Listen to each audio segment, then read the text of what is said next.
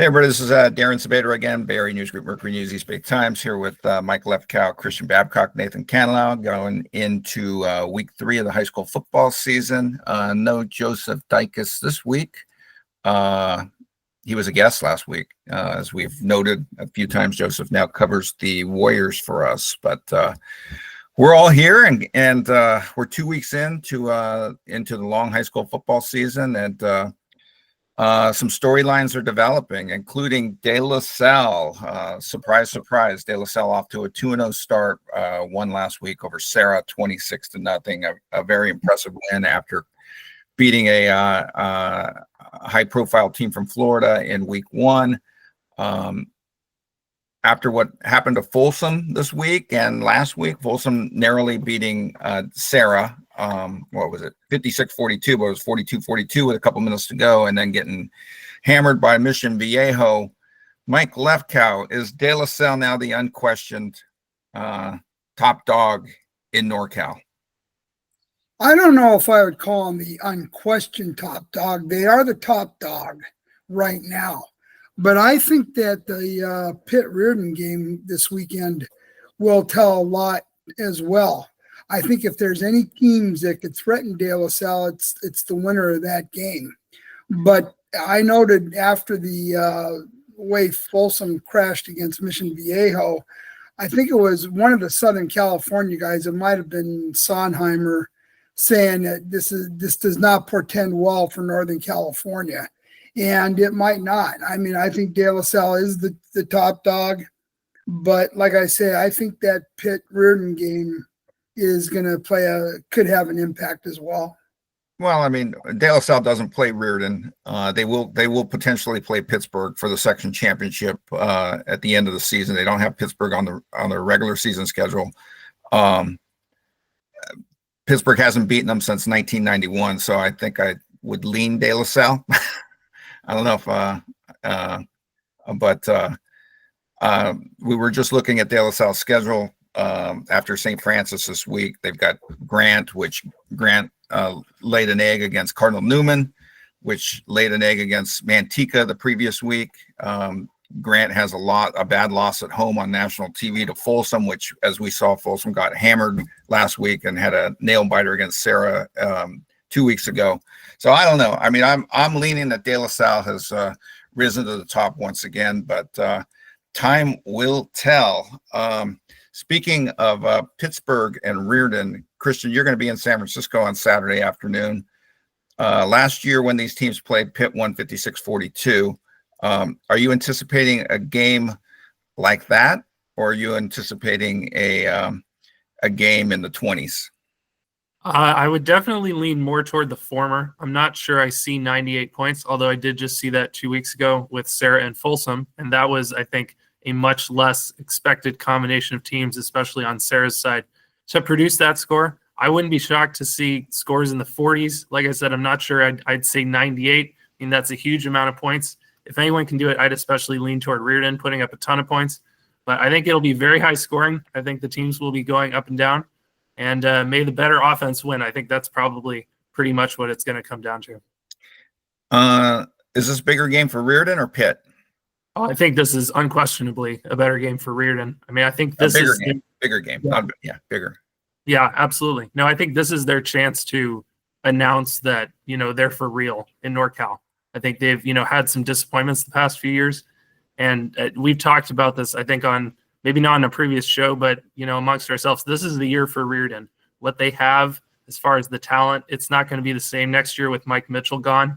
This is the year for them to beat Pitt and, show the Bay Area that they are, a contender for whatever, high division we got into De La Salle. But, this is the year for Riordan to make a statement in NorCal. There you go.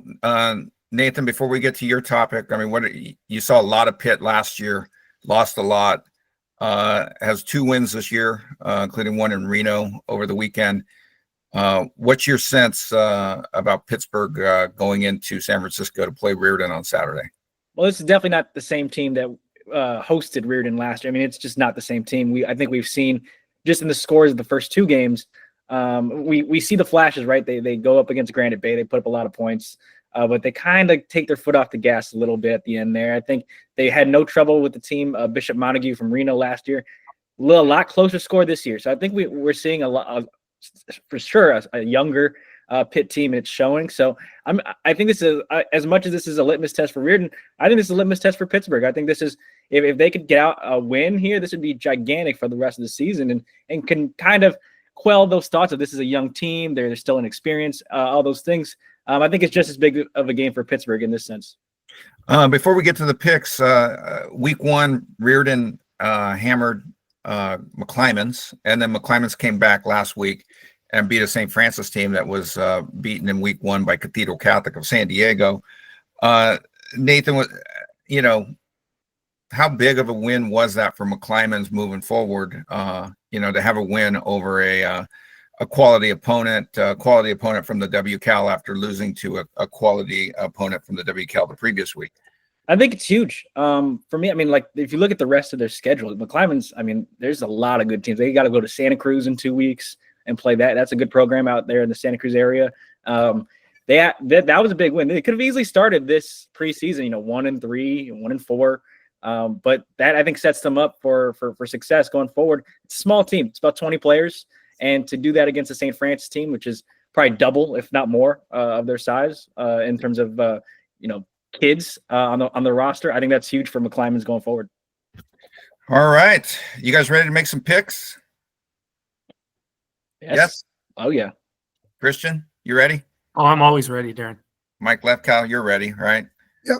All right. Christian still leads.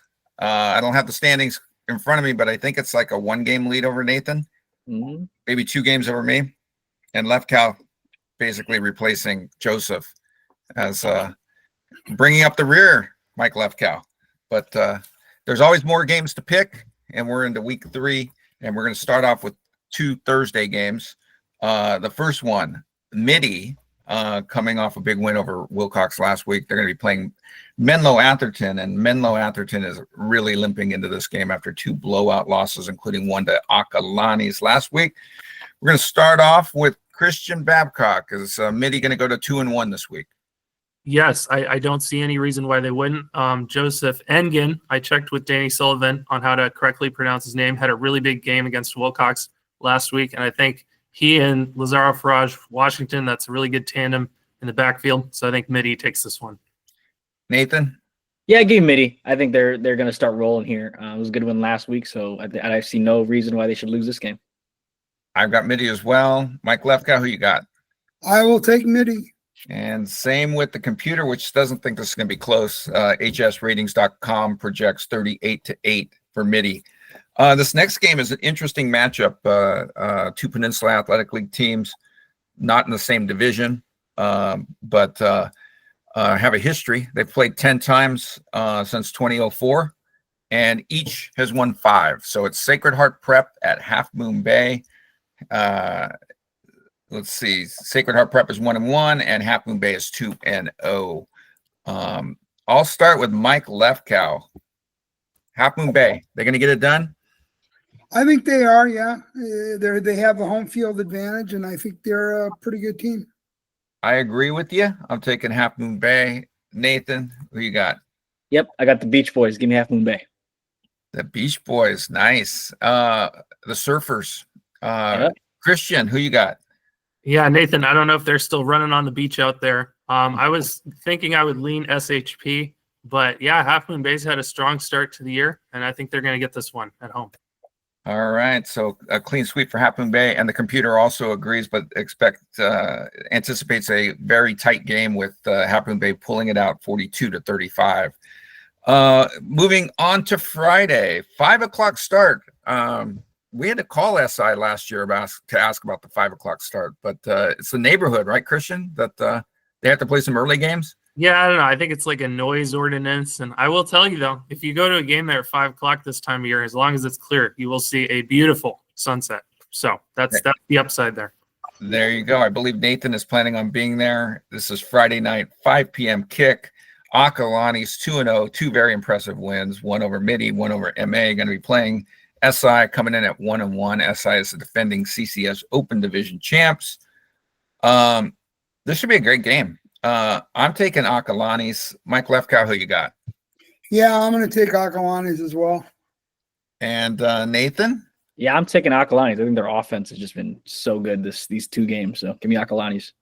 Christian, you going to go up against your Cats, or are you going to go for the Dons to get the road win? No, I'm not sure when they became my Cats. That's news to me. Maybe they were a little bit last year, but I'm not sure second half SI is back this year. I guess we'll see. But I've been really impressed with Acalanes' start to the season. I mean, the way they beat Midi and MA, those are 2. I know, we think Menlo's kind of limping right now, but those are 2 really good teams, and they just handled them pretty easily. So I'm going with Aka. All right. And the computer also is going with Aka, 31-21. Next one on the list, San Ramon at Clayton Valley. To me, this is a big game for Clayton Valley and for Coach Tisa to show that that they are for real and they can beat a team the quality of San Ramon. Mike Lefkow, is Clayton going to get it done at home? I think Clayton Valley will win. The thing I noticed last week is they fell behind College Park 9-0 and then outscored them 35-7 after that. So have they got their team straightened out? Was that a sign that they've got it going now, or is College Park just not that good? We'll find out this week. So you're taking Clayton. Oh, I'm sorry. I'm taking San Ramon. I'm taking San Ramon, but what I want to find out is this will say how good Clayton is. If they make it close, maybe they're pretty good. If not, maybe Clayton can win, maybe, but the smart you're going San Ramon. Your head's on you, San Ramon. I think San Ramon's a better team. I agree. I'm going to take San Ramon to win, coming off a tough loss last week on the Santa Cruz coast against SoCal. I think they're going to be itching to get back, and they got a quality opponent, former league mate. So I'm taking San Ramon. Nathan, you agree? Yeah, I'm taking San Ramon. I think this defense is equipped to handle the really strong rushing attack from Clayton Valley. So I'm going to take San Ramon. Christian? Yeah, I'm going to go SRV2. It seems like Clayton is still kind of figuring out what it wants to do at quarterback. Obviously, with Jadis Lucky, they're well set up in the backfield. But I've been impressed with SRV. I think SoCal's pretty good, and the fact that they played them the way they did in SoCal, I'm going with SRV. All right. Computer also agrees and doesn't think it's going to be particularly close, says SRV 31-7. Next on the list, this was Campo's home opener in Moraga. They're going to be at home to play Vanden. Vanden had a tight game last week against Dublin. Campo 2-0, got a win last week over Northgate, but reading our colleague Curtis Pashelka's story, sounds as if Campo wasn't all that satisfied with its 21-point win over Northgate, which to me is a good sign for a team that's 2-0. So I'm going to take Campo on its home field. Mike Lefkow, you agree? Yeah, I think Campo Lindo's got a pretty good team this year. Nathan? I was originally going to take Vanden, but I think I'm going to go Campo. I think Vanden struggled a little bit against Dublin, which is kind of concerning, and it's home field advantage for Campo, so I'll take Campo. Right. Christian? Yeah, I'm kind of with you, Nathan. My initial reaction was Vanden, but I'm going to go with Campo. I think, if you're upset about a 21-point loss, point win, like you said, Darren, that's probably an indication you feel pretty good about your team. That's not what coaches who have a team they don't feel great about do. So give me right. Campo. Again, we learn a lot in the first couple of weeks in the season from week to week. And, the Vanden win over Dublin doesn't look particularly impressive right now, but maybe Dublin is a lot better than we thought. So I'm going to reserve judgment on that. I think, maybe Vanden is good. They're 3-0, and maybe Dublin is a lot better than we anticipated. I mean, this is Napoleon Kaufman's second season at Dublin, and maybe he's doing good things there. So that's what's always fascinating about a high school football season is we learn as we go. So speaking of learning, I've learned quite a bit about Branham through 2 weeks. They're very impressive at 2-0. And I've also, I didn't learn this. I knew this going in, that Jack Freehill, is it Freehill? Is that how you pronounce his name? Mm-hmm. Is very impressive quarterback for Menlo at six touchdowns, 0 picks through 2 games. This should be a great game. It's in San Jose at Branham. I'll start with Christian. Who you got, Menlo School or Branham? Yeah, this was another one of those. My initial reaction was Menlo School because I remember last year they came down to Christopher, if I recall correctly, and beat them. I think I have the location right on that. But Christopher was a darn good team. But yeah, Branham has shown me something. I think, Andrew Ho has really done a good job in his second year. I believe he's a sophomore. Played some last year as a freshman. They got that offense rolling. So I'm going to go with Branham at home. All right. Nathan, who you got? I got Menlo School. I think Jack Freehill is going to be the difference in this game. I just take the more experienced quarterback, so I'll take Menlo School. Mike Lefkow. No, I'm going to go with Branham. I like what they've done so far. I'm going Menlo School. I think Jack Freehill gets it done as well. I think he's been very impressive, and Menlo's battle tested. Same with Branham. I mean, this should be a terrific game. The computer says Branham's going to win 35-28, so it agrees. Good game. Computer doesn't think this next one is going to be all that great. De La Salle at St. Francis. It's been how many years since St. Francis pulled off the big win? Mike Lefkow, like 3 or 4 years now. Yeah, I think it was about 2021 or 2022, maybe 2021. Yeah, about 4 years. Yeah, the big win where they ended De La Salle's long unbeaten streak against NorCal teams. But since then, De La Salle has controlled the series. I don't anticipate it being any different on Friday night in Mountain View.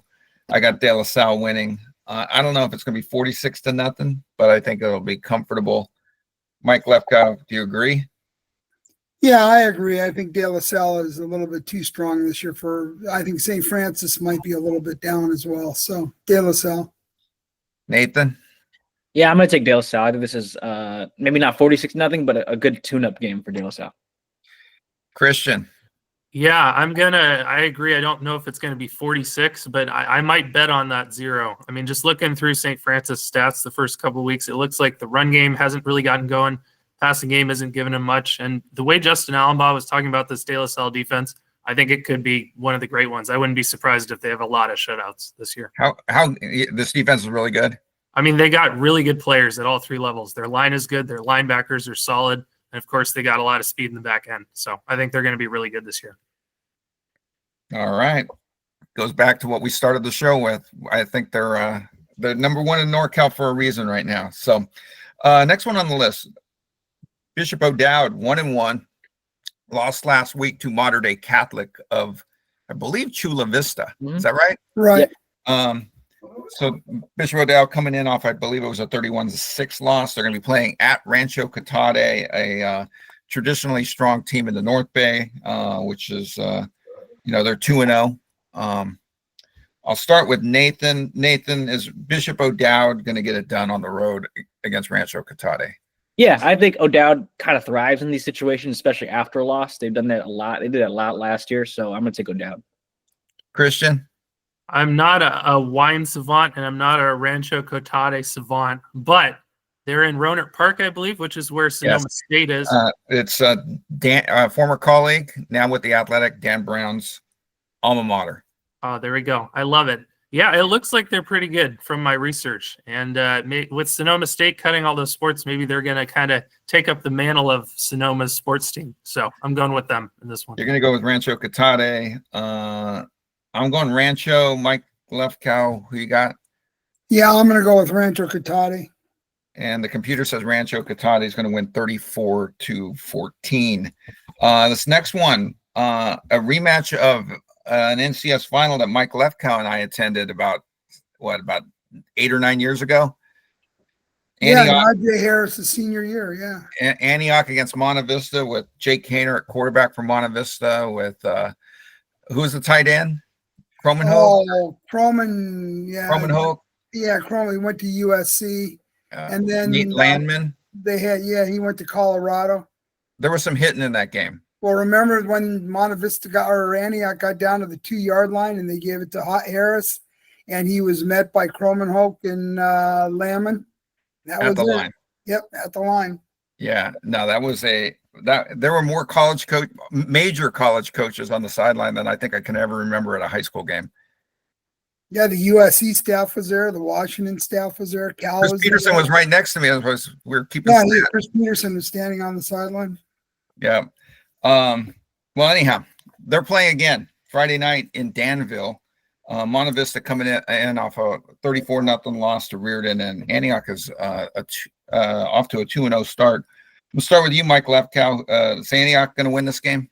No, I think Monte Vista takes this game. I like that Monte Vista roster, and they did not play well against Riordan last week, but they did not. The 34-0 score might have been a little bit deceptive. Okay. I'm also going to go Monte Vista. Nathan, who you got? Give me Antioch. I think Antioch's off to a good start. I know they have some athletes, and I think I like them. I like them in this game. So give me Antioch. Christian, you agree with Nathan? I don't. I think I'm going to go with Monte Vista. That 34-0 loss to Riordan does kind of scare me, but I think they are pretty good this year. And I just wanted to mention quickly, I know you brought up Nate Landman. He had a big forced fumble for the Rams this weekend. And I saw Chris Babcock, who some viewers of the show know, but many may not know, is not my father. Love him, though. But he tweeted that out. So that was pretty cool. So Nate Landman's on the field, Najee Harris. Is Jake Haener still in the NFL? I think No, so. he got cut, didn't he? Yeah, he did. Got cut last week, yeah. Mm-hmm. He didn't even Okay. get on a practice squad. Looks like he's on the Saints practice squad. Okay. Oh, okay. There you go. All right. So you're taking Monte Vista. I'm taking Monte Vista. Lefty's taking Monte Vista. And the computer says Monte Vista 28-14. Few more games left. We got Los Altos Bellarmine at San Jose City. Is this going to be Bellarmine's second win of the season, Christian Babcock? Yeah, I think so. I was kind of surprised how much they're projected to win by. I mean, I think they're sort of an improving program. I'm not sure year over year they're going to be an improved team, but Los Altos, as Dave Diaz-Infante himself acknowledged, is definitely a rebuilding program under second-year coach Mark Adams. So I don't think it's going to be this year that they beat Bellarmine, and I'm going with Bellarmine. Nathan? It's just kind of crazy that this is actually a game, but I'm taking Bellarmine. Yeah, I think Los Altos is rebuilding, and I'm taking the Bells. Crazy in the sense that WCAL teams playing Los Altos? Yes, I don't think that was in my mind possible, but here we are. All right. Mike Lefkow. I'm going to go with Bell. I think comfortably. And I'm going to go with Bellarmine too. And the computer says Bellarmine 28-0. Three more Friday games and then two quick Saturday games, including the big one, Pittsburgh and Riordan. California at Monterey Trail. Both teams coming in at undefeated. I got Monterey Trail winning at home in Elk Grove. Mike Lefkow, who you got? I think Monterey Trail takes a low-scoring victory. Nathan? Yeah, I'll take Monterey Trail. I know California just got by James Logan last week, so that gives me a little pause on Cal, but I'm going to take Monterey Trail. Christian? Yeah, I got a little intel about some of the Sacramento teams from Emil Guzman, who's in the Bay FC PR staff, and it just kind of reinforced what I think about these Sacramento area teams. They're often pretty good. So I'm going with Monterey Trail in this one. All right, so clean sweep for Monterey Trail, including the computer, which has Monterey Trail winning 21-6, I think. Is that right? All right, two more Friday games. This one is a big one. I know what kind of football they play down in there in the Central Valley. Clovis at 2-1, going to be at home to play Los Gatos at 1-1. It's going to be a heck of a game. I'm going to start with Christian, who knows Los Gatos well. Do you think the Cats are going to win on the road in the Fresno area? Yeah, my initial reaction was that they would not. I know we were talking yesterday about sort of some of the circular games that Clovis and Los Gatos and Soquel and Salinas and some of these other teams had played against each other. And Clovis has had some really good results, but I think Los Gatos figured some things out against Liberty. I think they're poised to have a big win this week. Nathan? Yeah, I'm going with Los Gatos. I watched them play Liberty and just really smack Liberty around, and I think they're a dark horse to win a CCS title this year. Just saying. I'll take Los Gatos. Mike Lefkow? Yeah, initially I picked Clovis to win the game, but I switched to Los Gatos. I think Los Gatos has got a good team. And I agree with you. I'm taking Los Gatos, and the computer's taking Los Gatos. So Mark Crail better hope that Clovis doesn't get a copy of this recording, right? A clean sweep for the Cats on the road against Clovis. He can just pull out the memory of Jake Tonjes when he needs it. Computer says 38-31 for Los Gatos. The last Friday night game that we're picking, it's a game at Folsom. Folsom limping in after getting hammered. I don't know if there's a softer way to put it. Is there, Christian? Folsom, yeah, that was not a great day for the greater Folsom community, but they got a lot to lean on. So we'll see what they do this week. They come home. I believe this is their home opener after 3 weeks on the road because they went to Grant, went to Sarah, and went to Mission Viejo. So they're at home to play Sacred Heart Cathedral, which, credit to Sacred Heart Cathedral saying, you know what, if we've got to play the Sarahs and Riordans of the world in our SIs in our league and St. Francis and Valley, might as well tune up by playing a team like Folsom in the non-league portion of the schedule. And Sacred Heart Cathedral coming in at 2-0. I was kind of surprised by the computer projection of this game. I think it's going to be sneaky close, not like a touchdown or two. I think maybe 21 points. Computer says 62-13 for Folsom. Nathan, do you agree with the computer? No. I think it's going to be closer, way closer than that. I mean, Folsom, they're coming off a huge loss. And I think Sacred Heart Cathedral they're coming off some good wins. And I'm picking Folsom, but I think it's going to be like you said, 2 to 3 touchdown game in Folsom. Christian, do you agree with Nathan and I, or you think the computer is right? I mean, this is not a good spot, I feel like, for Sacred Heart Cathedral. I mean, like you mentioned, it's Folsom's home opener, although Grant is not that far away. But I think talking to, Paul Doherty after they played Sarah, he admitted that the Southern California programs at this point are better than theirs, and that's why they want to go down and play them. So as long as they didn't get hit with a rash of injuries and Ryder Lyons can still stand there and throw, I mean, they might put up 60. I wouldn't be shocked. So I'm going with Folsom. You're going Folsom. Mike Lefkow, is Folsom going to put up 62 against Sacred Cathedral? I don't know if Folsom puts up 62, but it would not surprise me one bit if there's a running clock in the fourth quarter of Folsom winning.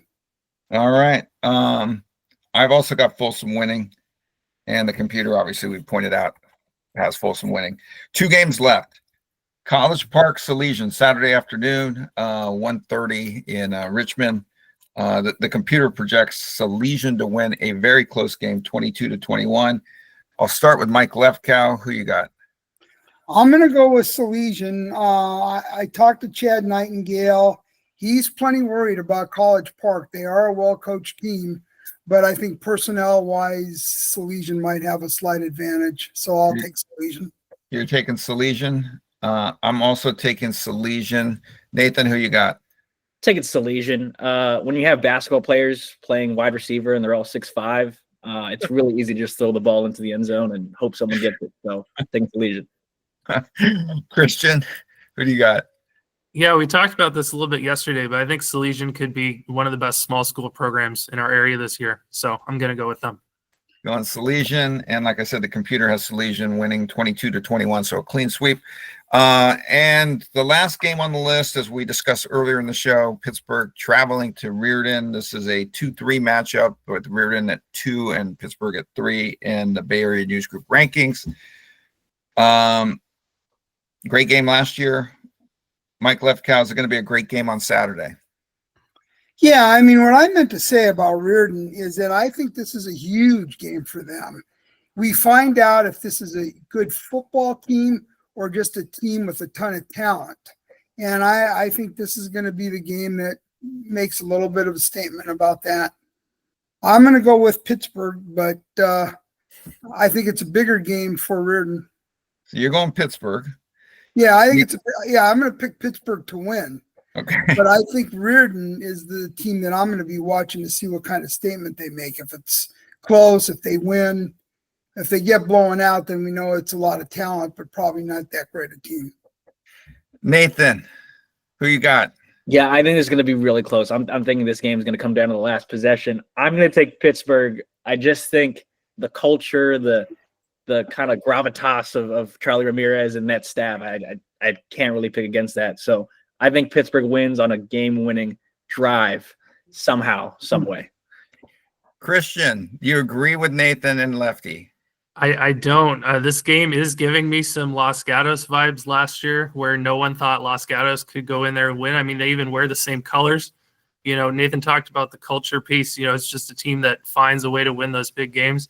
But I think everyone at Riordan, and I mean absolutely everyone, knows how important this game is for the perception of their program before they get into the WCAL. From the administration and Adir Ravapati on down, this is an enormous game for them. I think it's really hard to overstate how big of an inflection point this is going to be for their program. I think they're going to get it done. I mean, Mike Mitchell is just, one of the best quarterbacks in our area. I think he's going to be the difference on Saturday. All right.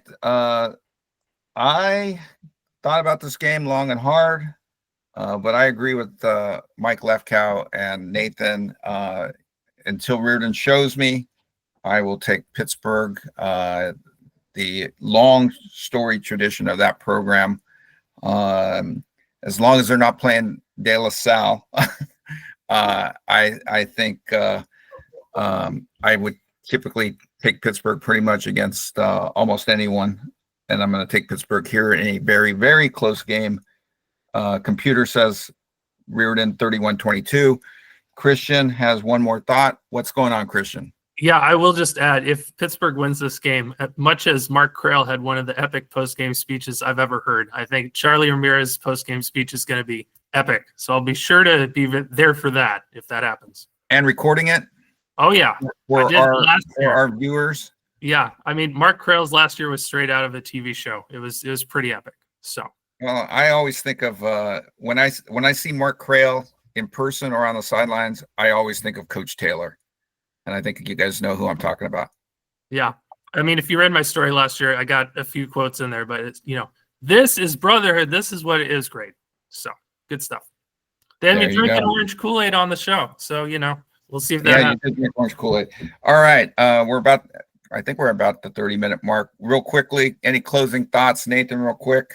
Yeah, I want to give a shout out to Deer Valley. 2-0 start. I think this is the first time they started 2-0, or first time they started 2-0 in about 10, 12 years. Marcus Malou, new coach. 2 really good wins, and I think there's a sneaky. I mean, to be in year one and start this way, knowing the history of Deer Valley in that program, I think this is a really strong start for them. So excited to see what they do in the next couple of games. Mike Lefkow. I want to see this week how the teams in our circulation area, in the Bang circulation area, do against teams from outside the area. Last week, teams in the Bay Area struggled. And I want to see if they struggle again this week or get it together. That's kind of what I'm going to be looking at in the games this week. Christian? Yeah, I'll second Nathan's point on Deer Valley briefly. I saw they're projected to win again this week, so it looks like it could be a special season. And I'll just restate what I said before. I think this Pittsburgh-Riordan game is absolutely massive. I think the ramifications of this game are going to be felt for the rest of this year and maybe for a few years after. So gigantic game this Saturday in San Francisco. All right. I think that's a wrap. Hopefully everybody has, safe weekend and everybody gets their full dose of high school football as we're already moving into week 3. So that's a wrap. Check us out, mercurynews.com, eastbaytimes.com, and be sure to get that digital subscription. Checked last night. It's still $6 for 2 years or $1 for 6 months. So that's it. All right.